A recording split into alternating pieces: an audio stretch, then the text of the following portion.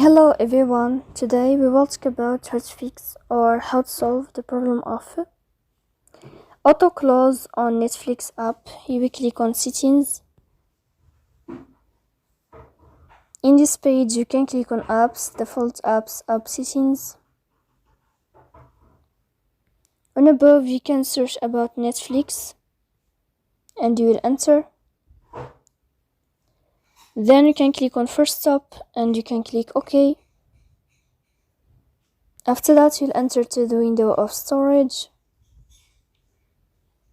Here you can click on clear cache, but pay attention, don't click clear data because that can delete your account.